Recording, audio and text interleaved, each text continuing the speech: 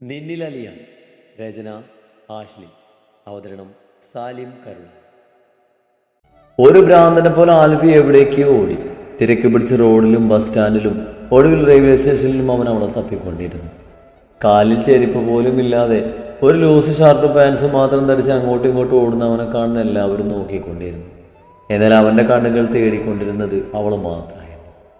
ഇവാ കൂവി വിളിച്ചുകൊണ്ട് 4 ദിക്കിലേക്കും പോകുന്ന ട്രെയിനുകളെ നോക്കി അവൻ അലറി. ഒടുവിൽ നിറകണ്ണാല തലക്ക് കൈകുരുത്ത് ആ തറയിലേക്ക് മുട്ടുകുത്തി കുനിഞ്ഞിരുന്നു. ആൽഫി. ശിവ അവൻ്റെ അടുത്തേക്ക് ചെന്നിരുന്ന് തോളിൽ കൈവച്ചതും അടുത്ത നിമിഷം അവനെ തോളിലേക്ക് ചാഞ്ഞ് പൊട്ടിക്കരഞ്ഞു. എല്ലാം നഷ്ടപ്പെട്ടവനെ പോലെ അവനെ പുണർന്ന് വാവിട്ടു. അവൻ്റെ അവസ്ഥ കണ്ട് ശിവയുടെ ഉള്ളത് ഈ വേവൻ എത്രത്തോളം സ്നേഹിക്കുന്നുണ്ടെന്ന് അന്നെനിക്ക് മനസ്സിലാകുകയായിരുന്നു. അവൻ്റെ കണ്ണീന്ന് കണ്ണുനീരിന് പകരം രക്തം പൊടിഞ്ഞ പോലെ അതെനിക്ക് തോന്നി. പറഞ്ഞു നിർത്തുമ്പോൾ കണ്ണുനീരിൻ്റെ നനവുണ്ടായിരുന്ന ശിവയുടെ മിഴികളിൽ അവൻ മുൻപിലിരിക്കുന്ന വിരുമനെ മുഖമുയർത്തി ഒന്ന് നോക്കി.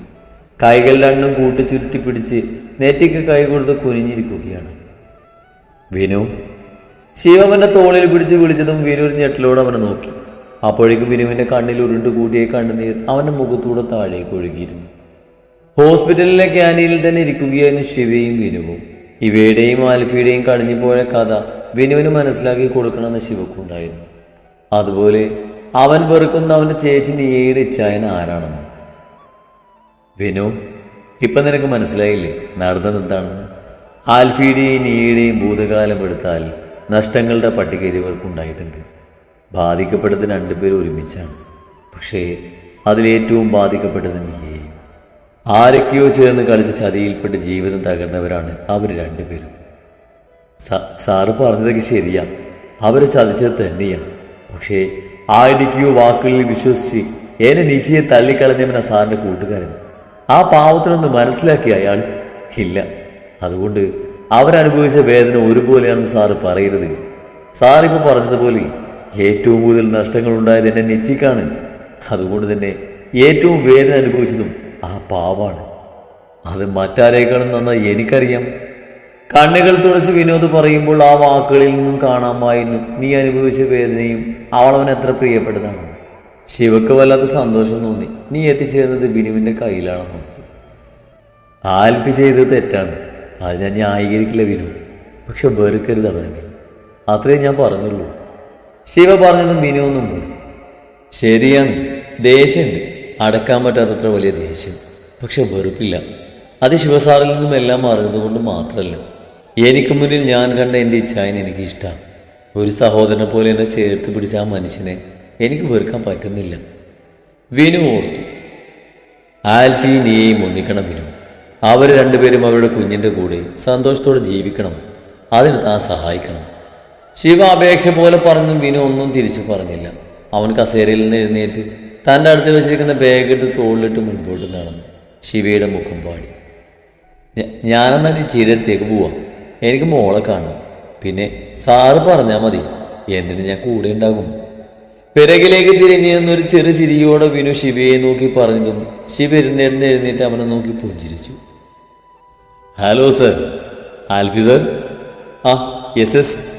ഒബ്സർവേഷൻ മുന്നിലുള്ള കസേരയിൽ പുറകോട്ട് ചാരി കണ്ണുകളടച്ച് കിടക്കുന്ന ആൽഫിയുടെ തോളിൽ തട്ടി ഡോക്ടർ വിളിച്ചതും അവൻ ഞെട്ടി ഉണർന്നു. Sir, are you okay? എന്തു പറ്റി? കണ്ണൊക്കെ നിറഞ്ഞിരിക്കുന്നല്ലോ. ആൽഫിയുടെ നിറഞ്ഞ കണ്ണുകൾ കണ്ട് ഡോക്ടർ തിരക്കി. ആൽഫി കണ്ണുകൾ തുടച്ച് അയാളെ നോക്കി ഒന്ന് ചിരിച്ചു. മോളിപ്പോൾ ഓക്കെയാണ് sir, she is perfectly fine. കുഞ്ഞിൻ്റെ കാര്യത്തിൽ ഇനി ടെൻഷൻ ആവണ്ട. കുഞ്ഞിപ്പണിനെ നോക്കിയ ഡോക്ടർ അവനോട് ചെറു ചിരിയോടെ പറഞ്ഞതും ആൽഫിയും ഒരു ചെറു ചിരിയോടെ ഒന്ന് തലകുലുക്കി. തൻ്റെയും തൻ്റെ പ്രാണനായവരുടെയും നഷ്ടങ്ങളുടെ ഭൂതകാലത്തിൻ്റെ ഓർമ്മയിലായിരുന്നു താനെന്ന് ഡോക്ടർ അറിഞ്ഞിരുന്നില്ല.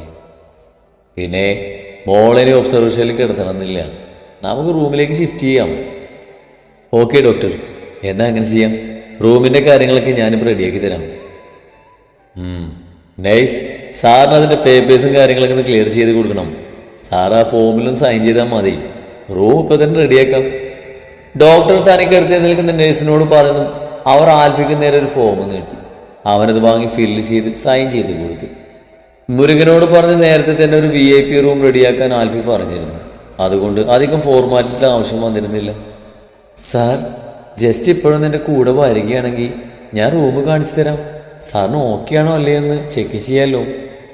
നേഴ്സ് പറഞ്ഞ് ആൽഫി ഓക്കെ പറഞ്ഞ് അവർക്കൊപ്പം റൂം നോക്കാൻ പോയി. അവരെ നോക്കിയിട്ട് ഡോക്ടർ ഒബ്സർവേഷൻ റൂമിലേക്ക് തിരിഞ്ഞു. ഒബ്സർവേഷൻ മുറിക്കുള്ളിലെ ബൈസ്റ്റാൻഡർ ബെഡിലിരിക്കുന്ന സാറയുടെ നെഞ്ചിലേക്ക് ചേർന്ന് തളർന്ന് കിടക്കുകയാണ് നീയ.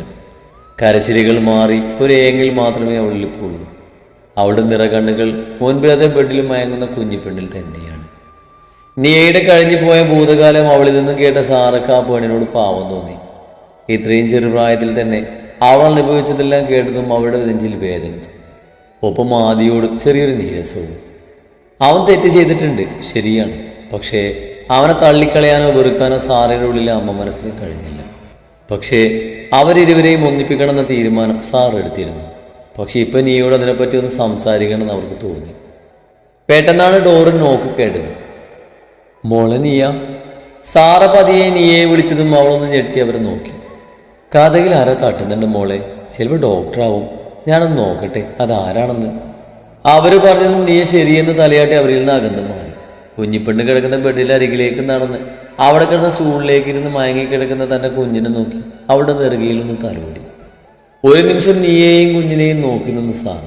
പിന്നെ നേരെ പോയി റൂമിന് ഡോറ് തുറന്നു. എന്തു പറ്റി? ഡോറൊക്കെ ലോക്ക് ചെയ്തേ? ഏയ് അതൊന്നുമില്ല ഡോക്ടർ. കുഞ്ഞുറങ്ങിയപ്പോൾ മോളും അവൾക്ക് അടുത്ത് കിടന്നു, അതാ. അകത്തേക്ക് നേഴ്സുമായി കയറി വന്ന ഡോക്ടർ ഒരു ചിരിയോടെ ചോദിച്ചതും സാറ വായിൽ വന്നൊരു നുണ പറഞ്ഞു. ഡോക്ടറെ കണ്ടതും നീ എഴുന്നേറ്റ് നിന്നു.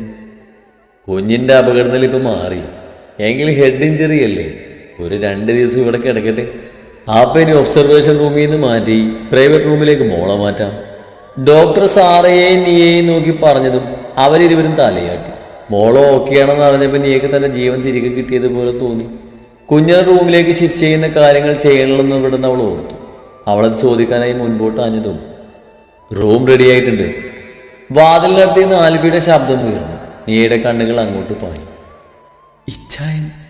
അവന്റെ നീലമിഴികൾ നീയുടെ കണ്ണുകളുമായി കുരുത്ത നിമിഷം അവളുടെ ഉള്ളം വിളിച്ചു.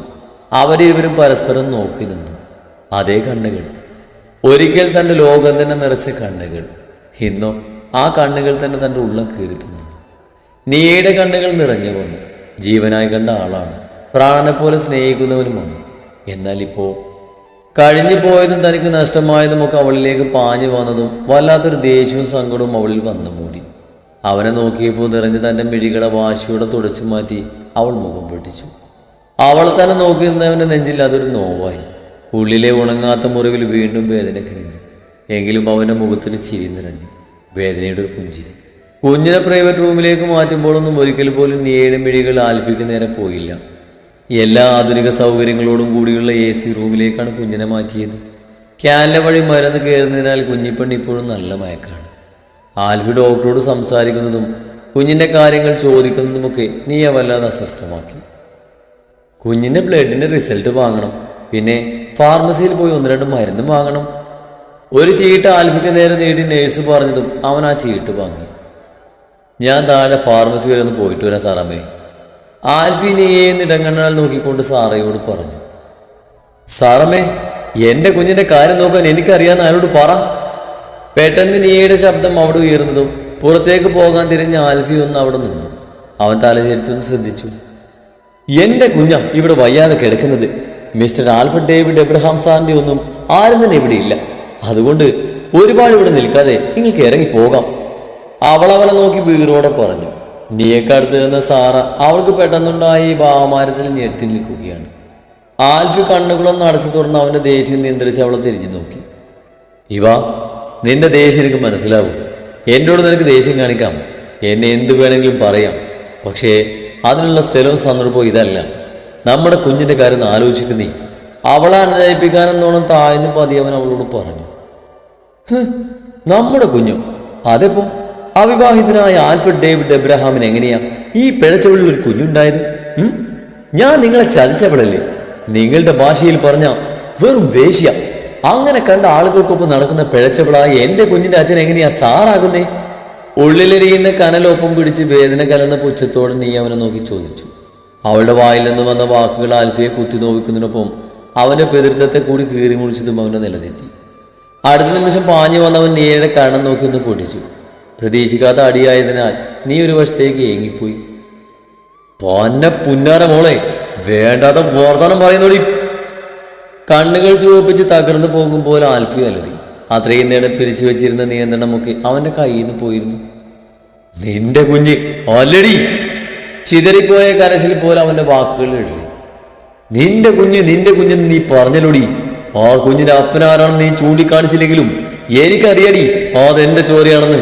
കാരണം ഇവാനിയ ജോൺ എന്ന നീ ഒരു കുഞ്ഞിന് ഉദരത്തിൽ ചുമന്ന് പ്രസവിച്ചിട്ടുണ്ടെങ്കിൽ അത് ഈ ആൽഫിയുടെ കുഞ്ഞാണെന്ന് എനിക്ക് മറ്റാരും പറഞ്ഞ് അറിയണ്ടടി. മനസ്സിലായോ നിനക്ക്? കോപത്തിൽ വലിഞ്ഞു മുറുകിയ മുഖത്തോട് ആൽഫി വീണ്ടും അലറി. അവന്റെ അപ്പോഴത്തെ ആ രൗദ്രഭാവം അവളെ പേടിപ്പിച്ചു. അപ്പോഴേക്കും ആ മുറിയിലേക്ക് ശിവയും വിനുവും എത്തിയിരുന്നു. ദേഷ്യത്തോടെ നീക്ക് നേരെ ചീറുന്ന ആൽഫിയെ കണ്ട് അവരിരുന്ന് പരസ്പരം നോക്കി. അതെ, നിങ്ങൾ സ്നേഹിച്ച കുറ്റത്തിന് എനിക്ക് കിട്ടിയത് തന്നെയാ എൻ്റെ മോള്. പക്ഷേ ഇന്നെനിക്ക് അവളേ ഉള്ളൂ, എൻ്റെ കുഞ്ഞു മാത്രം. ഇന്ന് വരെ ഇല്ലാത്ത ആടെ സ്നേഹവും തുണയൊന്നും എനിക്കും എൻ്റെ കുഞ്ഞിനോ വേണ്ട. ഞാനും എൻ്റെ കുഞ്ഞും എവിടെയെങ്കിലും പോയി എങ്ങനെയെങ്കിലും ജീവിച്ചോളാം. നിറഞ്ഞൊഴുകുന്ന കണ്ണുനീരിനെ വാശിയോടെ തുടച്ചവൾ പറഞ്ഞു. ആൽഫിക്ക് മുന്നിൽ തോൽക്കാൻ അവൾ തയ്യാറല്ലായിരുന്നു. ഉള്ളിലെ പതർച്ച മറച്ചു പിടിക്കുമ്പോഴും ചുണ്ടുകൾ വിരുമ്പി അവളുടെ. അതുകൂടി കിടന്നും ആൽഫിയുടെ സകല നിയന്ത്രണവും പോയി. എന്താടി പറഞ്ഞേ? നിനക്ക് ആരുമില്ലെന്നോ? അവൻ വീണ്ടും അവൾക്ക് നേരെ ചെന്നതും ശിവ വേഗം തന്നെ ആൽഫിയെ പിറകിൽ നിന്ന് വട്ടം പിടിച്ചു. ആൽഫി, നിർത്തിക്കേ. നീ എന്താടാ ഈ കാണിക്കുന്നേ? ഇതൊരു ഹോസ്പിറ്റലാണെന്ന് മറക്കരുത്. അവനെ തടഞ്ഞു പിടിച്ചുകൊണ്ട് ശിവ ചോദിച്ചു. പിന്നെ നീ ഇവൾ പറഞ്ഞത് കേട്ടില്ലേ ശിവ? ഇവൾക്ക് ആരില്ലെന്ന്. എന്റെ കുഞ്ഞിനെയും കൊണ്ട് ഇവൾ എവിടെയും പൊക്കോളാന്ന്. അപ്പൊ പിന്നെ ഞാൻ ആരാ? ഇത്രയും നാള് പിന്നെ ഞാൻ ആർക്ക് വേണ്ടിയാ കാത്തിരുന്നേ? ചുവന്ന കണ്ണുകളോട് അവളെ നോക്കി ദേഷ്യത്തിൽ പറയുമ്പോൾ അവന്റെ വാക്കുകൾ കേട്ടു. അവന്റെ ആ മിഴികൾ കാണുകയും അവളുടെ ഹൃദയം പൊള്ളിപ്പോയി. താൻ പറഞ്ഞത് എന്താണെന്ന് അവൾക്ക് അപ്പോഴാണ് ബോധ്യമായത്. നീ ഇങ്ങ് വന്ന ആൽഫി, നിന്റെ ഒച്ച കേട്ട് കുഞ്ഞ് എഴുന്നേൽക്കുന്നിടാ. അവൾക്ക് വയ്യാതിരിക്കുവാണെന്നെങ്കിൽ നീ ഒന്ന് ഓർക്ക്. ശിവവനെ പുറത്തേക്ക് വലിച്ചുകൊണ്ട് പറഞ്ഞതും നീയയിൽ നിന്നും കണ്ണുകൾ മാറ്റി ആൽഫി ബെഡിൽ കിടക്കുന്ന കുഞ്ഞിനെ ഒന്ന് നോക്കി. ഇവിടെ നടക്കുന്നൊന്നും അറിയാതെ ഉറങ്ങുന്ന തൻ്റെ കുഞ്ഞിനെ കണ്ടതും അവന് സങ്കടം കൂടുകയാണ് ചെയ്തത്. പിന്നെ ഒന്നും പറയാതെ അവൻ ശിവക്കൊപ്പം റൂമിന് വെളിയിലിറങ്ങി. ശിവയും ആൽഫിയും മുറിയിൽ നിന്ന് പോയതും മുഖം പൊത്തി കരയുന്ന നീയക്കരികിലേക്ക് വിനി ചെന്നു. നെച്ചി. അവളുടെ തോളിൽ കൈവച്ചവൻ വിളിച്ചതും മുഖമുയർത്തി അവനെ നോക്കി ഒരു പൊട്ടിക്കരച്ചിലൂടെ നീ അവനെ നെഞ്ചിലേക്ക് വീണു. വിനവളെ പൊതിഞ്ഞു പിടിച്ച് അവളുടെ തോളിൽ തട്ടിക്കൊടുത്തു. ഇതെല്ലാം കണ്ടുകൊണ്ട് ആർക്കൊപ്പം നിൽക്കുന്ന ചിന്തയിൽ സാറയും അവിടെ നിന്നു.